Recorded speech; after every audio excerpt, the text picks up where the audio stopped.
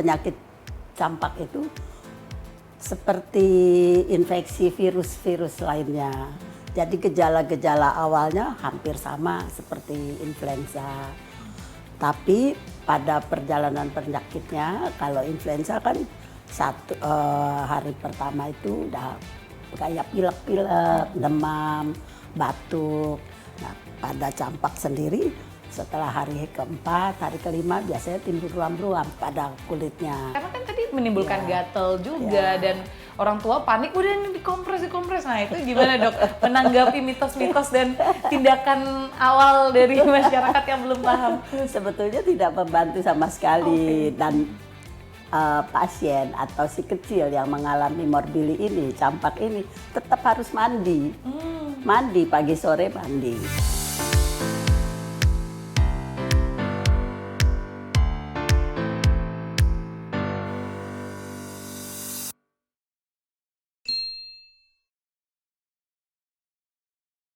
Salam bisa, bincang sehat. Bersama saya Ovi Wardana. Episode kali ini kita akan membahas terkait penyakit yang acap kali diderita oleh bayi maupun anak-anak. Namun sebelum kita berbicara dan membahasnya lebih lanjut, saya memiliki sebuah tayangan untuk Anda.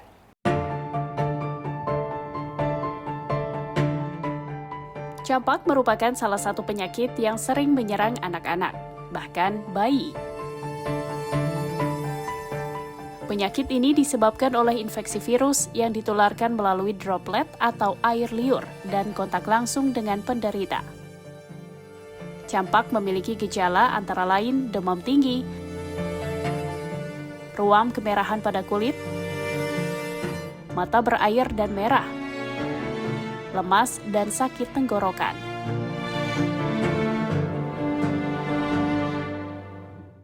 Baik, seperti yang sudah Anda saksikan, kali ini kita akan membahas tentang penyakit campak.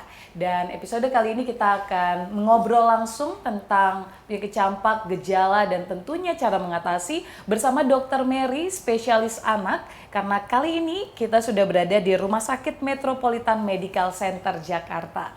Halo Dr. Mary.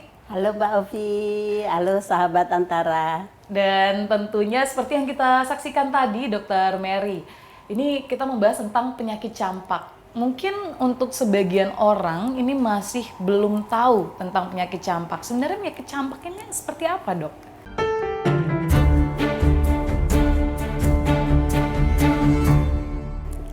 Sebetulnya sih penyakit campak itu seperti infeksi virus-virus lainnya.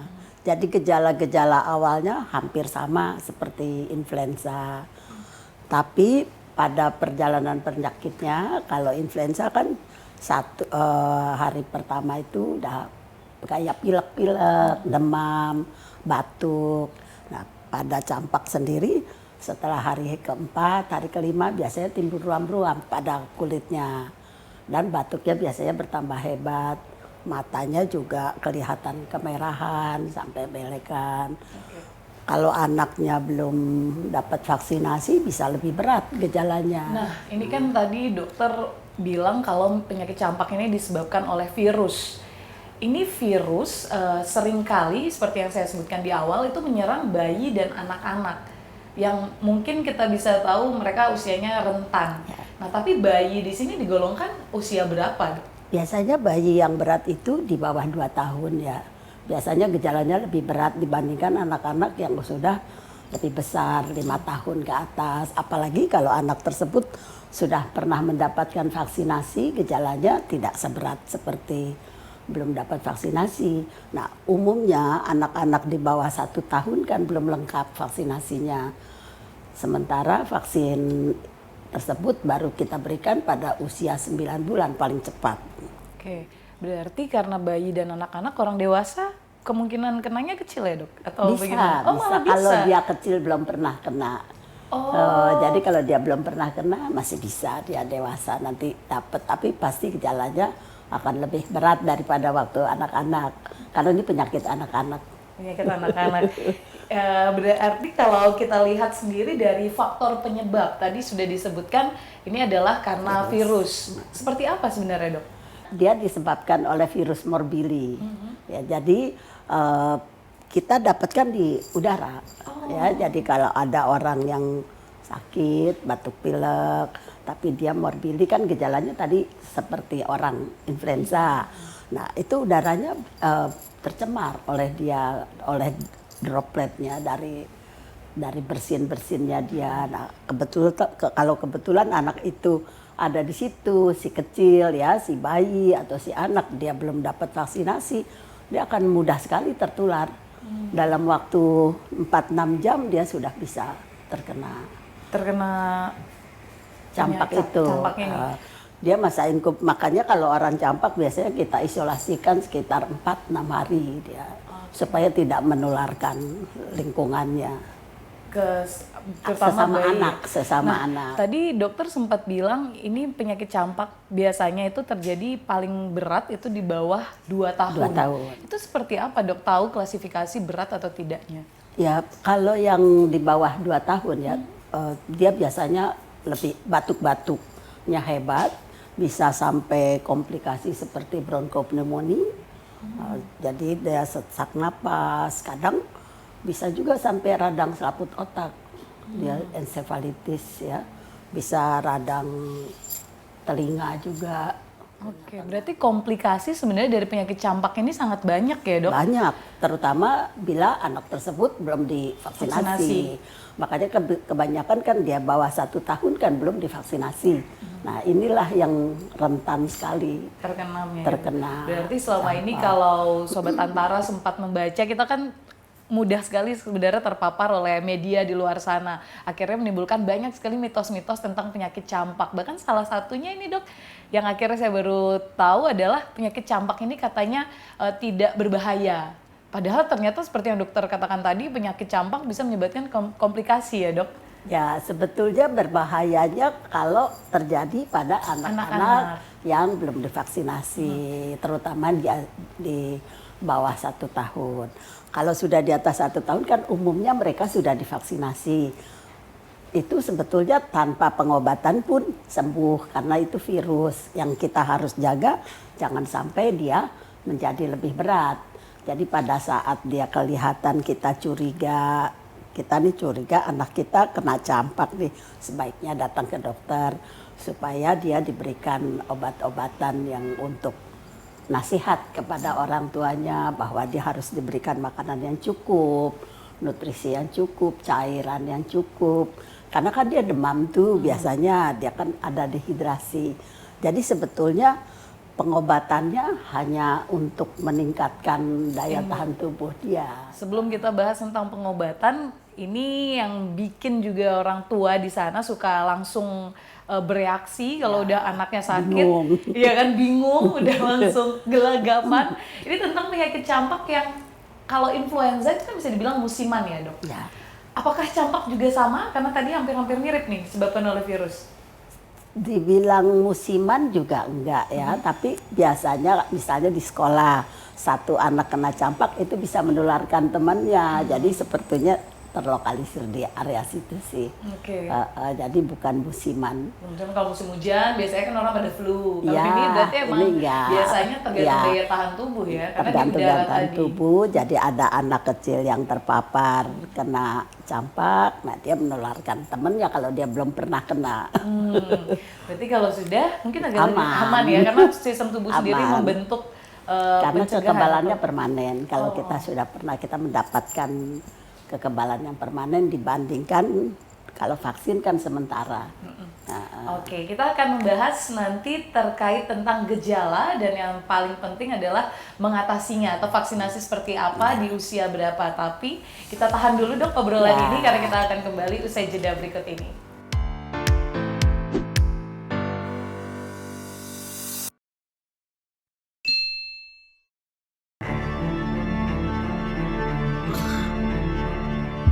Di tengah ancaman kesehatan global dan penyakit menular yang terus mengintai manusia. Salam bisa, salam bisa, salam bisa, salam bisa, bincang sehat. Bincang sehat bisa. Perbedaan dari pusing sama sakit kepala ini seperti apa sih dok? Jadi kira kalau untuk sakit kepala dengan pusing itu yang perlu kita bedakan adalah sensasinya. Hadir menjawab berbagai upaya pencegahan dan pengobatan yang tepat dengan menghadirkan para narasumber terpercaya untuk membahas berbagai persoalan kesehatan yang ada. Simak dan saksikan selalu Bincang Sehat hanya di Antara.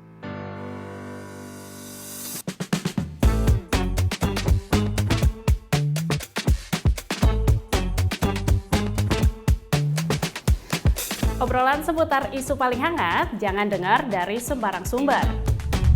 Di sini, podcast yang mengundang narasumber pakar dan ahli terpercaya. Podcast Antara on the record, podcast Antara close up, Simak ya hanya di antaranews.com/video. dan YouTube Antara TV Indonesia.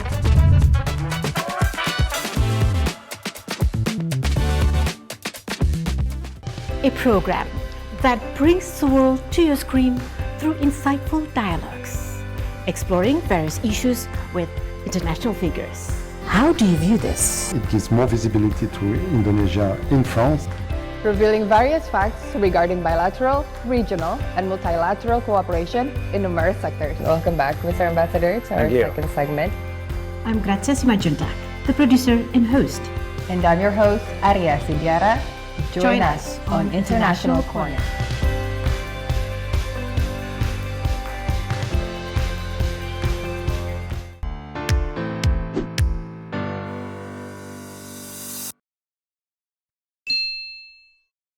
Sobat Antara masih di Bisa Bincang Sehat dan episode kali ini kita membahas tentang penyakit campak bersama Dr. Mary, spesialis anak yang ada di Rumah Sakit Metropolitan Medical Center MMC Jakarta. Dr. Mary, di segmen sebelumnya kita sempat ngobrol tadi tentang definisi penyakit campak itu sendiri, lalu juga menyerang bayi dan anak-anak, gejalanya juga sempat disinggung sedikit, tapi mungkin boleh dijelaskan terlebih dahulu tentang inkubasi, Dok, dari penyakit campak jika bayi atau anak-anak sudah terkena penyakit atau virus campak itu sendiri.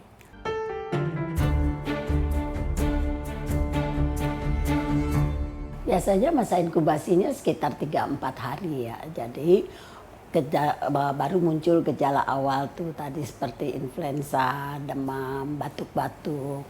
Ruam-ruam itu sendiri baru munculnya biasanya pada saat mulai demamnya mulai turun, merah-merahnya malah keluar. Biasanya dimulai dari belakang telinga, ke leher, wajah, dada, belakang punggung, tangan, sampai kaki. Tapi telapak tangan, telapak kaki tidak ikut.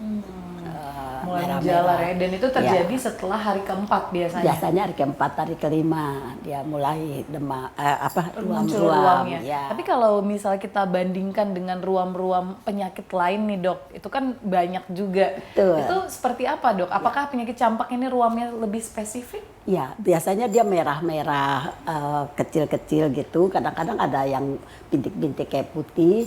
Makin hari dia makin tua merahnya, dan makin kalau udah mau sembuh makin gelap.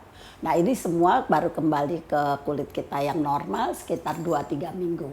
Oh, dari hari awal keempat keluar sampai jadi dia merah, terus jadi merah tua, kehitaman, baru bersih. bersih total ya, Dok? Bersih total, tidak ada bekas. Gatal nggak, Dok? Sedikit. Oh, berarti sedikit anak itu bisa gatal. mengalami gatal. Iya, tapi tidak begitu gatal seperti orang alergi ya.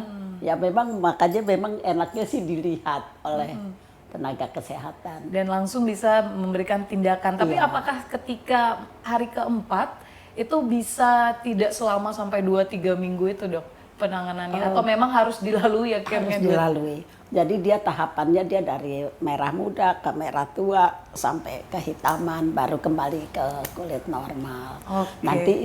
Nanti yang bisa membedakan dengan penyakit yang lainnya seperti alergi, ya kan ada gatal. Kalau ini Berarti dia tidak begitu menimbulkan gatal. lesi, terus juga tidak timbul di kulit, Iya. dia hanya di bawah kulit ya ruamnya terlihat. Oh, ada di Oh, kulit. ada di Ya, Rusi. kelihatan dia bintik-bintik gitu. Dan itu Kelihatan. bintiknya biasanya sangat khas ya, Dok? Iya, khas. Dibanding penyakit atau ruam yang lain terjadi Iya, pada anak. ibu-ibu yang udah pernah anaknya, misalnya dia punya anak 2, 3, 1 dia udah pernah, dia tahu biasanya. Oke. Kalau udah pernah lihat tahu. Tapi Dok, ini kalau misalnya penanganan bisa lebih awal. Jadi ketika anak demam belum muncul ruam, itu sudah bisa didiagnosakah dia terkena campak atau memang baru bisa ditegakkan diagnosa ketika ruam itu muncul? Ya itu satu kesatuan ya. Oh. Tadi gejala demam, flu, batuk, Karena matanya kan merah, tiga, oke. ya terus bercak-bercak merah tadi ada juga bisa ketemukan di dalam pipi. Oh, Kita dan itu sebut biasanya muncul bercak lebih kopling. awal daripada... Enggak, di hari keempat, kelima itu. Jadi kita lihat. Nah itu baru khas itu morbili. Morbili atau menyebabkan campak atau campak. measles sama itu. Nah, ini Dok, kalau misalnya orang yang awam tidak tahu atau membiarkan itu sendiri bisa sembuh secara inikah ruamnya tanpa ada pengobatan atau sebaiknya ya udah harusnya dibawa ke rumah sakit, itu udah paling benar. Bisa sembuh karena ini kan virus. Jadi oleh daya tahan tubuh anak itu sendiri, gizinya baik, maminya kasih minum yang cukup, dia makan sayur, makan buah. Atau kalau pada bayi yang lebih kecil, dia masih ASI toh, itu bisa ada kekebalan di sana membantu. Jadi bisa sembuh sendiri karena ini infeksi virus. Kecuali kalau dia sudah ada bronkopneumonia, itu ada radang selaput otak, itu perlu pengobatan. Yang lebih spesifik ya, Dok? Harus dirawat di rumah sakit karena kan ada gangguan pernafasan ya. Nah, Dok, ini sering juga saya kan kalau misalnya terutama tante saya nih yang udah punya anak baru gitu lah, jadi ibu muda. Ya saya sering kali baru lihat anaknya ruam dikompres tuh, Dok, penanganannya. Nah itu benar nggak sih, Dok? Kalau untuk ruam itu apa sebenarnya? Karena kan tadi menimbulkan gatal juga dan orang tua panik, udah ini dikompres. Nah itu gimana, Dok? Menanggapi mitos-mitos dan tindakan awal dari masyarakat yang belum paham. Sebetulnya tidak membantu sama sekali dan pasien atau si kecil yang mengalami morbili ini, campak ini tetap harus mandi. Mandi pagi sore mandi. Nah ngomong-ngomong soal mandi, Dok, biasanya nggak boleh mandi, Dok, katanya orang campak ya, Dok, pasti sering banget kan. Nah ya, itu gimana sebenarnya, Dok? Edukasi. Berarti Bahwa mandi itu harus boleh mandi, kalau karena kan ruamnya tadi dokter bilang menyebar dari belakang telinga sampai seluruh tubuh. Berarti tidak apa-apa untuk Tidak apa-apa harus mandi. mandinya dengan air dingin kah atau? Kalau sudah besar nggak ada apa-apa, nggak ada masalah air dingin. Ya. Oh berarti Kalau nggak di bawah 1 spesifik tahun harus air mungkin hangat perlu gitu, ya nggak air usah ya, hangat. Dok, ya? Tidak usah air mandi biasa. Oke. Nah, Dok, kita balik lagi ngebahas tentang ruam yang timbul itu, terus tadi ada komplikasi juga yang ternyata membahayakan anak. Selain komplikasi pneumonia, ada hal lain lagi, Dok, yang bisa membahayakan jika anak atau bayi terkena campak? Bisa, seperti tadi radang selaput otak, radang telinga. Jadi dari gangguan nafas tadi, dari bronkopneumonia tadi awalnya. Jadi bisa mengalami komplikasi, itulah yang kita takutkan dan kalau ada tanda-tanda itu memang udah indikasi untuk dirawat di rumah sakit, berkonsultasi ke dokter ahli. Nah, kita mau membahas nih lebih lanjut tentang vaksinasi nih, Dok, yang paling penting dan juga penanganan. Pasti penanganan antara bayi dan juga anak-anak atau bahkan orang dewasa ini berbeda. Salah satunya ternyata harus mandi ya, Dok ya. Walaupun kena campak, ini sering sekali soal mitos di luar sana. Kita akan membahas lebih lanjut tentu saja tentang penyakit campak, khususnya terkait vaksinasi, penanganan dan juga apa yang harus dilakukan di rumah. Tapi nanti, Dok, karena kita bisa menyaksikan terlebih dahulu tayangan berikut ini. Campak dapat dicegah sejak dini melalui pemberian vaksin MMR. Vaksin ini melindungi tubuh dari measles atau campak, mumps atau gondongan, serta rubella. Pemberian vaksin dapat dilakukan sesuai rekomendasi jadwal dari dokter. Selain itu, juga penting meningkatkan imunitas tubuh melalui asupan makanan bergizi dan mencuci tangan terutama setelah beraktivitas dari luar rumah.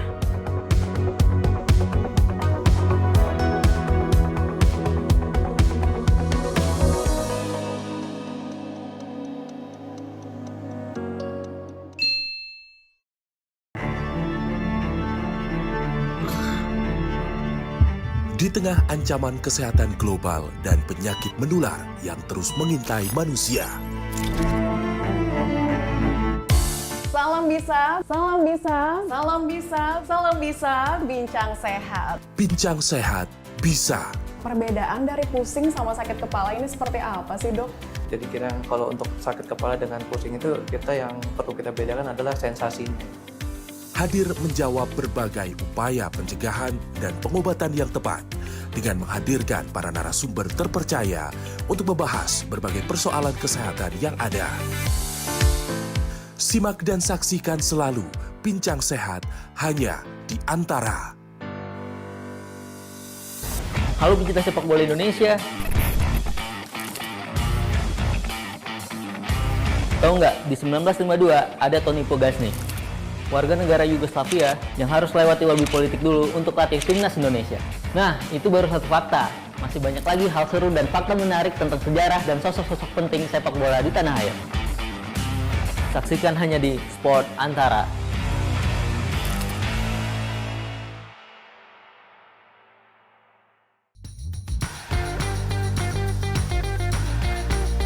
Menyajikan fakta yang belum pernah terungkap. Nusantara Beat adalah grup musik berbasis di Amsterdam dengan akar budaya Indonesia yang kuat. Mengulas segala hal yang berkaitan dengan musik secara mendalam dan informatif. Kedekatan Kurt Cobain dengan The Fazlins tak hanya sampai di situ. Nama depan Putih Kurt diambil dari nama personil The Fazlins, Francis McKay.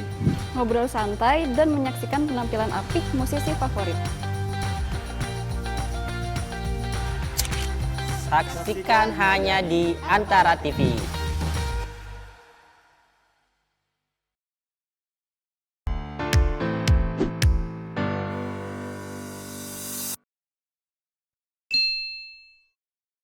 Masih di Bincang Sehat, tentunya bersama Dr. Mary, spesialis anak, dan kami sedang berada di Rumah Sakit Metropolitan Medical Center MMC Jakarta. Dr. Mary, kita sudah membahas tadi terkait tentang penyakit campak, lalu juga penanganan, khususnya nih yang saya juga baru tahu, dan tentunya Sobat Antara mungkin baru tahu tentang ruam yang diderita ketika campak. Ini sangat spesifik dan khas ya dibandingkan dengan penyakit-penyakit lainnya. Nah, biasanya ketika kita sudah tahu tentang penyakitnya, ini yang masyarakat pastinya butuhkan juga adalah tentang vaksinasi dan juga penanganan lebih lanjut. Nah, Dok, seperti apa nih penanganan yang sebaiknya segera dilakukan orang tua ketika sudah mulai sadar anaknya terkena penyakit campak?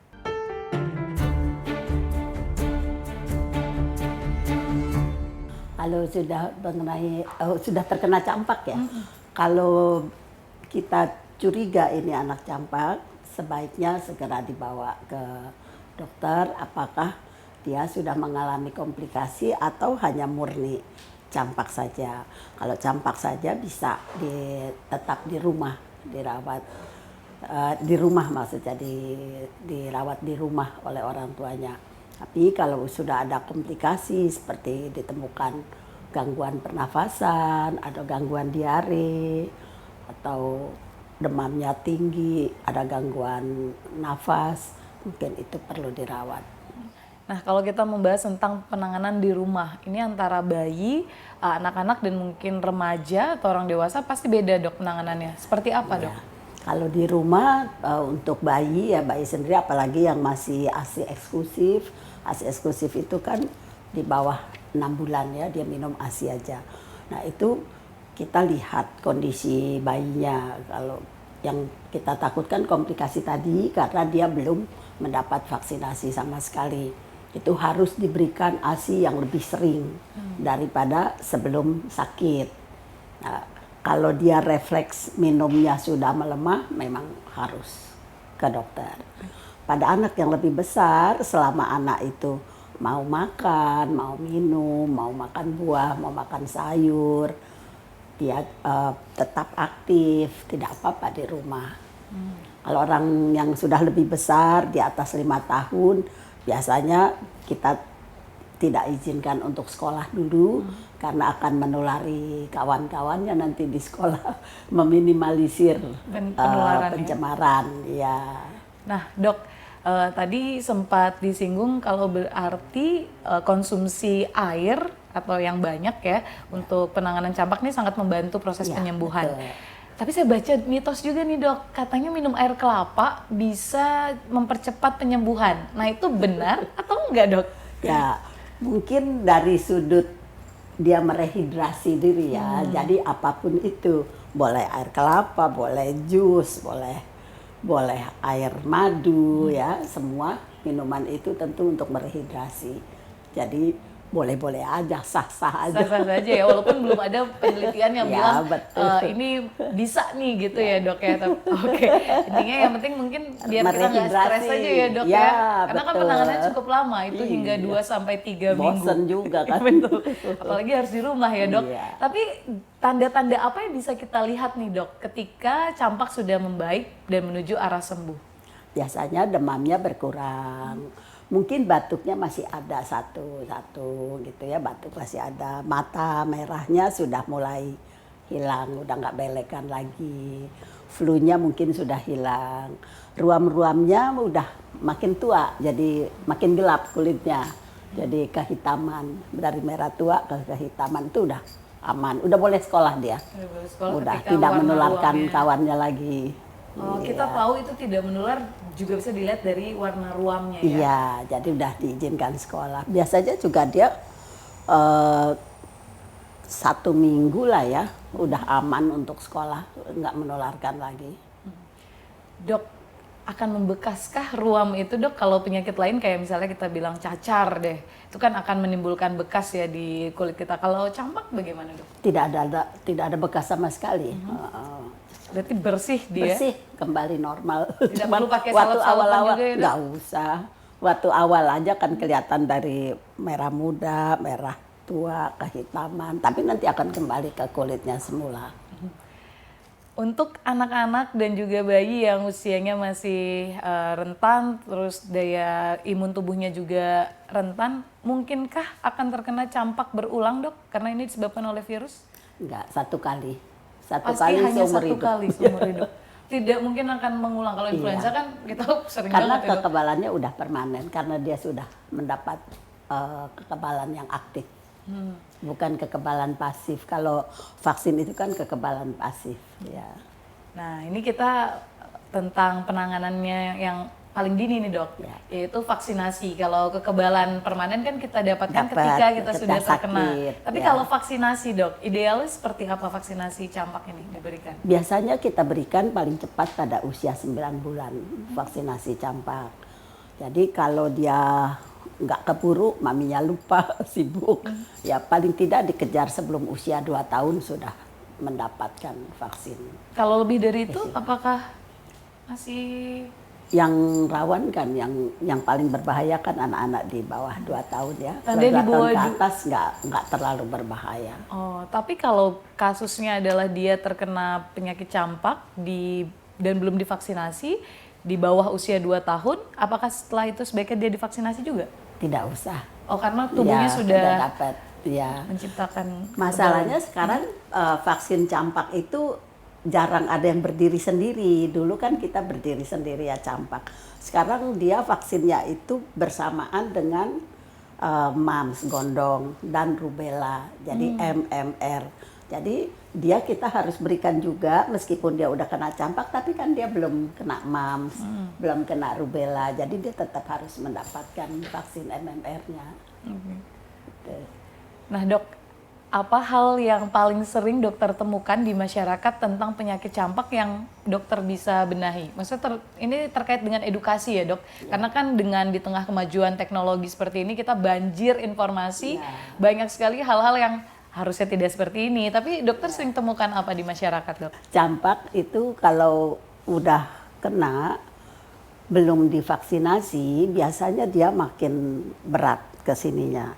Biasanya ada gangguan pernafasan. Nah, kalau kita curiga ini anak kita kena campak, sebaiknya kita bawa ke tenaga kesehatan untuk menentukan apakah ini perlu pengobatan atau cukup di rumah saja. Dan harus mandi, pagi sore tetap mandi, jangan nggak mandi karena mandi pun salah satu pengobatan kebersihan diri kan supaya dia sehat. Oke, berarti 2 hal itu yang paling sering dokter temukan ya ketika sering nggak mandi. Sering nggak mandi. Untuk karena orang tuanya mungkin khawatir ya. Khawatir. Itu mungkin dikaitkan juga dengan penyakit lainnya. Misalnya kalau cacar ada anggapan kan sebaiknya kita tidak mandi tapi hanya dilap untuk menjaga kebersihan kayak gitu. Mungkin Mandi akhirnya juga. orang mikir, oh mandi juga ya? Mandi juga. Karena semua penyakit sebenarnya harusnya mandi ya dok ya? Karena Harus mandi, cacar air pun harus mandi. Pagi sore dia harus mandi, habis mandi ada krim yang dia mesti pakai. Kalau yang campak nggak perlu. Nggak perlu krim. Nggak perlu krim ya, karena Ya. nanti dia akan menghilang sendiri. Nah dok, mungkin boleh dijelaskan ke pemirsa semua terkait penyakit campak ini sendiri. Maksudnya sekalian mengedukasi juga masyarakat di luar sana. Silakan dok.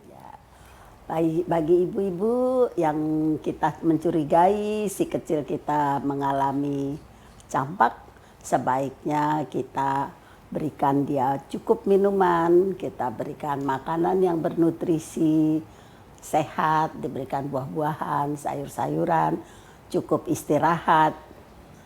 Bila kelihatan ada gangguan pernafasan atau sesuatu yang lain, demam tidak turun-turun, sebaiknya dibawa ke tenaga kesehatan.